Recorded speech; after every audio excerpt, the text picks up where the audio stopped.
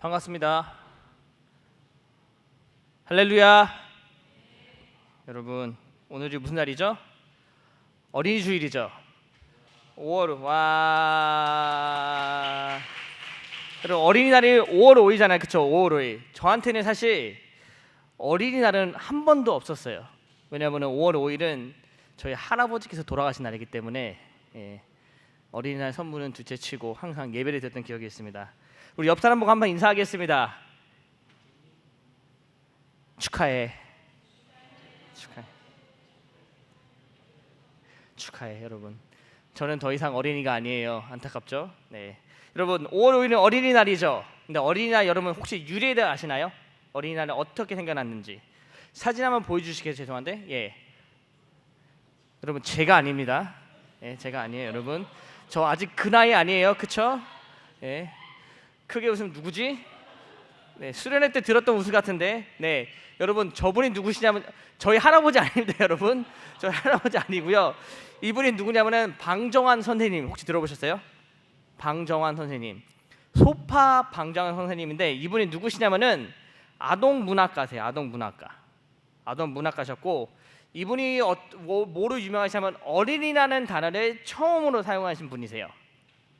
어린이라는 어떤 의미가 있냐면은 바로 어린 사람, 그냥 꼬맹이가 아니라 어린 사람. 쉽게 얘기하면은 한 명의 인격체로 존중해주자라는 그런 취지로 어린이라는 단어를 처음 사용하신 분이세요.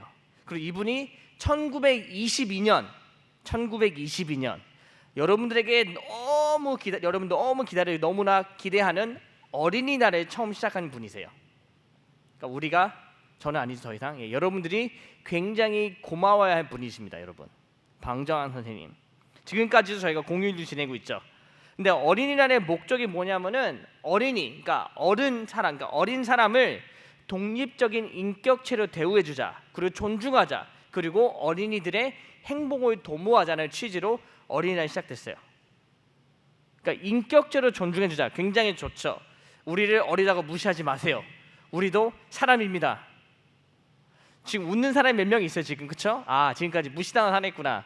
여러분, 근데 어린이기 때문에 그냥 무시하는 게 아니라 이제 한 사람의 인격체다, 우리가 존중해야 된다, 그런 말이 있습니다. 하지만 여러분, 한 가지 기억해야 되는 뭐냐면요, 우리가 인정해주는 만큼 그만큼 책임이 따른다는 말이죠. 책임이 따른다는, 우리는 존중받기 원하지만 책임은 지기 싫다. 죄송하지만 말도 안 되는 일입니다. 독일 헌법에 이런 말이 있어요, 여러분. 독일 헌법. 소유권은 의무를 수반한다. 무슨 뜻이냐면요, 우리가 무언가를 받았으면은 거기에는 반드시 책임과 의무가 따른다는 거예요. 다시 얘기하면은 여러분들께서 이제 어린 사람으로 이제 존중을 받게 된다면 여러분, 그만큼의 책임과 의무를 져야 된다는 거예요. 오늘 말씀 통해서 성경은요, 우리가 어린이로서 또 자녀로서 어떤 책임과 어떤 의무가 있다 말씀하고 있습니다. 여러분 생각해 보세요. 하나님께서 여러분들 삶 가운데 하나님께서 제일 먼저 허락하신 공동체가 무엇이죠? 조금 질문이 어렵나요? 그럼 이렇게 물어볼게요. 하나님께서 여러분들에게 제일 먼저 허락하신 사람들이 누구죠? 의사 선생님? 아니죠. 부모님이죠. 딱 나와보니까 눈앞에 누가 있죠? 아빠가 있네? 갑자기 누가 나를 안네? 누구지? 어머니시죠. 여러분, 가정은요, 특히 부모님은요, 하나님께서 여러분과 저에게 제일 먼저 허락해 주시는 가정이란 공동체예요. 그러니까 관계죠, 관계.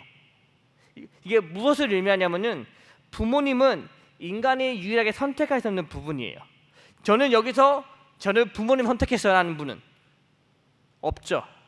여러분, 인간은요, 그러니까 부모님은 우리가 유일하게 선택할 수 없는 부분이죠. 쉽게 얘기하면 이 말씀 무슨 의미냐면은 하나님의 절대적인 섭리이자 뜻이라는 거예요. 내가 저렇게 닮기 싫어하는 우리 아버지, 저렇게 배 나왔고 이상하고 저희 아버지 얘기하는 거예요, 여러분 지금. 그런데도 불구하고 왜 저분이 왜 나의 아버지일까? 하나님의 뜻이기 때문에. 참고로 저희 아버지는 다음 주에 오십니다, 여러분. 저희 아버지가 제 설교를 안 듣기를 간절히 바랄 뿐이고요. 예, 여러분, 그런데 그럼에도 불구하고 우리 부모님, 나의 어머니, 나의 아버지는 하나님께서 절대적으로 우리에게 허락하신 관계예요. 여러분, 인정하시나요? 인정하고 싶지 않지만 인정할 수밖에 없죠. 근데 하나님께서요, 오늘 말씀 통해서 우리가 그런 부모님께 어떻게 설명하고 있습니다. 먼저 6장 1절 보면 이렇게 나와 있죠. 자녀들아, 주 안에서 너희 부모에게 순종하라. 이것이 옳으니라. 딱 이 말씀을 읽으니까 부모님은 살짝 웃으시고 자녀분들은 그런 것 같은데, 여러분, 어린이날 목사님 무슨 말씀이시나요? 약간 그런 표현이 있는 것 같아요. 근데 여러분, 이 말씀은요, 하나님께서 저와 여러분에게 하신 말씀이에요. 자녀들아, 주 안에서 너희 부모에게 순종하라. 이것이 옳으니라. 여러분, 순종이란 단어를 언제 사용한지 아세요? 순종이란 단어는 우리가 언제 가장 많이 사용하냐면은 바로 하나님과 우리의 관계에서 사용하죠. 하나님과 우리 관계에서. 근데 순종이란 단어가 부모님께 사용됐다는 것은 무슨 의미냐면요, 하나님과 인간관계처럼 우리가 부모님께 순종해라. 무엇을 위해서? 어떤 관계와 같이? 우리가 주님께 하는 것 같이, 죽게 하듯 하라는 거죠. 너희가 하나님께 순종하는 것처럼, 하나님의 말씀에 순종하는 것처럼 너희 부모님께 순종하고 너희 부모님의 말씀에 순종하라. 여기서 그럼 저는 이런 질문을 했습니다. 우리 부모님이 나에게 진짜 극악무도한 것도 시키면 나 순종해야 되는구나. 그렇죠. 순종하라 했으니까. 우리 부모님 갑자기 배고프니까 저기 슈퍼 가서 음식을 훔쳐와라.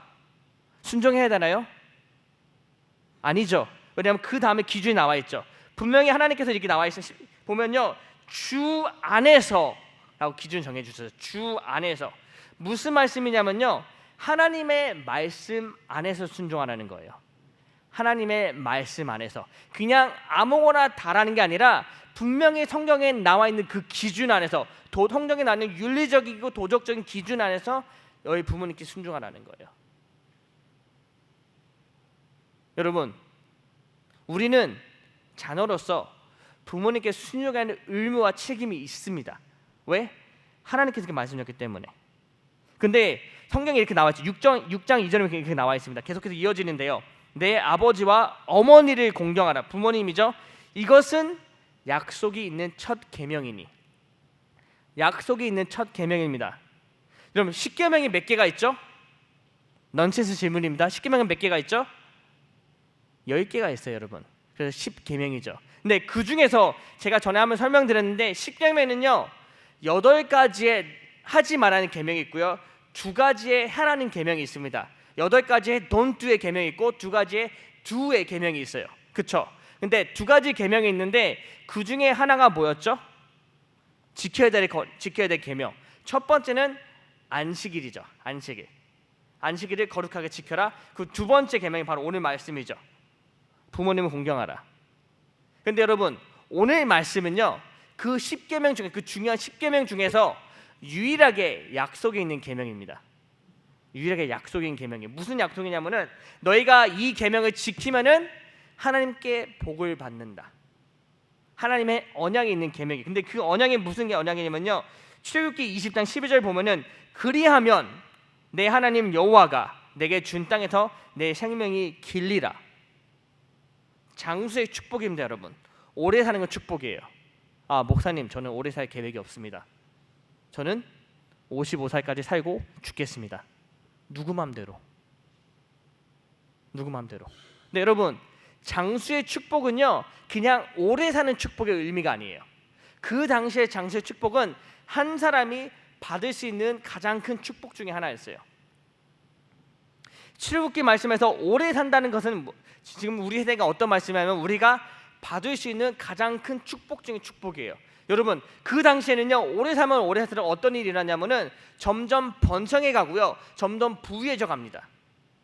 한마디로 지금 우리 현대 세대 얘기하면은 이 땅에서 성공하는 길이에요. 하나님께서 이 말씀을 주셨을 때 우리가 부모님을 공경하고 부모님을 순종할 때 하나님께서 우리가 이 땅에서 번성할 수 있고 창대할 수 있는 그 축복을 주신다는 게 바로 오늘 말씀의 언약입니다.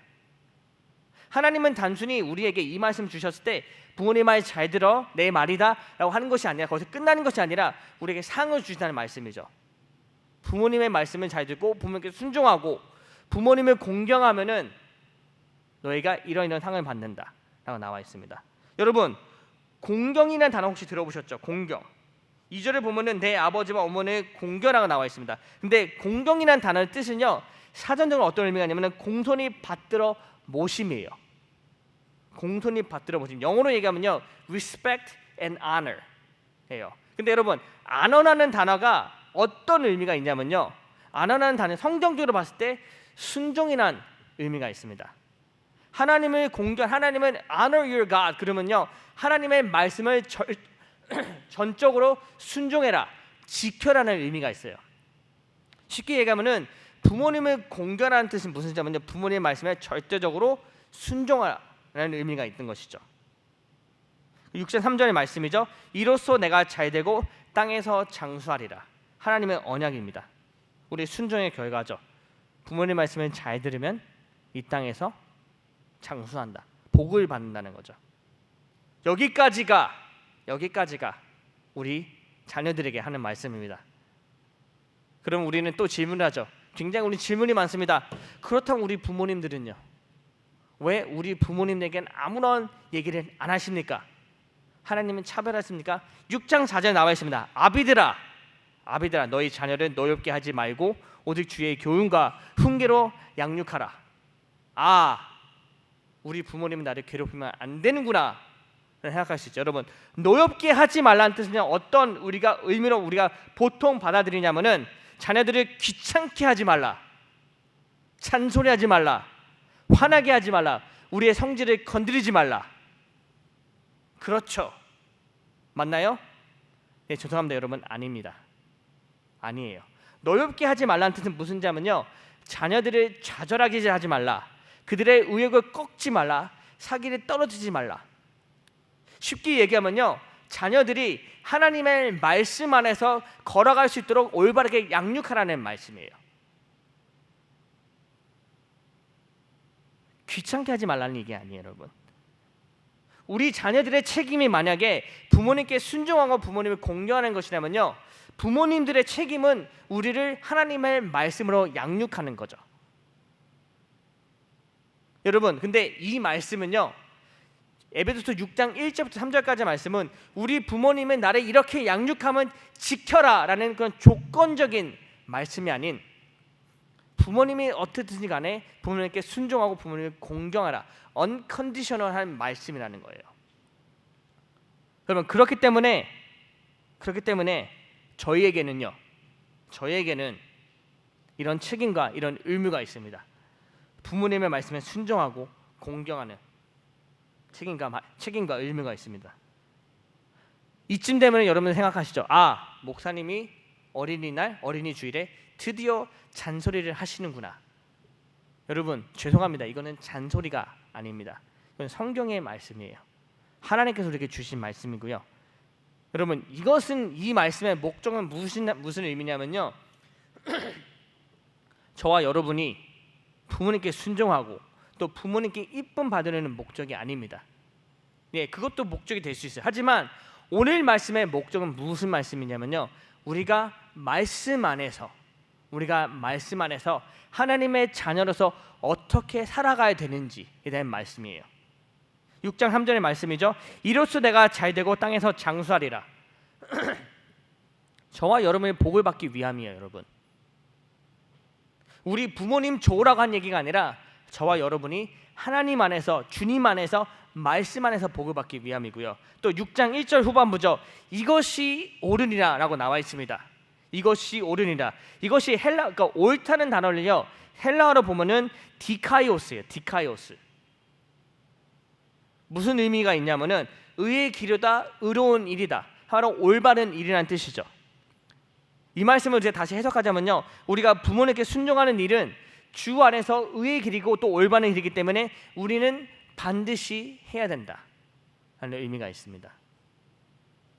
그리고 우리는 이것을 통해서 하나님께 복을 받는 것이죠. 여러분, 성경에는요 분명히 신명기 말씀, 출애굽기 말씀, 또 에베소서 말씀에서 부모님은 공경하고 부모님께 순종하라고 나와 있습니다. 하지만 여러분, 우리가 아무것도 모르고 그냥 순종하는 것이 아니라 우리가 그 이유를 알고 목적을 알고 순종하기 바래요. 내가 자녀이기 때문에 하나님께서 말씀하셨기 때문에가 아니라 이유를 알고 순종하기 원합니다. 하나님의 뜻이 무엇인지, 왜 하나님께서 우리에게 이런 말씀을 허락해 주셨는지. 여러분, 부모님이란 관계는요 단순히 나를 낳아주고 키워줘서가 아니라 하나님께서 그 관계를 허락하셨고요, 그 질서를 허락하셨기 때문에 우리는 부모님께 순종해야 됩니다. 이것은 하나님의 뜻이에요. 하나님이 세우신 질서이고요. 그리고 우리가 부모님께 순종하기 위해서 순종해야 되는 이유는 바로 저와 여러분의 복을 받기 위해서입니다. 그리고 우리가 믿음의 자녀로서 살아가기 위함이고요. 그리고 마지막으로 이것은 의의 길이기 때문입니다. 의는 오직 믿음으로 말미암아 살리라. 여러분, 그런 찬양도 있고 그런 말씀도 있죠. 그것이 바로 우리가 살아가야 될 길입니다. 살아가야 될 방법이고요. 어린이 주일을 맞이해서 저와 여러분이 하나님의 말씀을 순종해서 하나님의 자녀로서, 그리고 우리 부모님의 자녀로서 하나님께 허락하신 하나의 인격체로서 하나님의 말씀대로 살아가는 저와 여러분들이 주님이 축원합니다. 여러분, 우리가 하나님의 뜻을 알고 또 하나님께 허락하신 가정이라는 공동체 안에서 우리 부모님에게, 또 내가 사랑하죠, 그렇죠? 내가 사랑하는 우리 아버지와 우리 어머니께 순종하시기 바랍니다. 우리 부모님은요, 여러분들의 부모님은 하나님께서 허락하신 첫 번째 공동체이자 첫 번째 관계예요. 그 여러분들이 잘 못 느낄 수도 있지만 여러분들 부모님은 여러분들 굉장히 사랑하십니다. 그렇죠? 부모님들 맞죠? 네, 맞으시대요.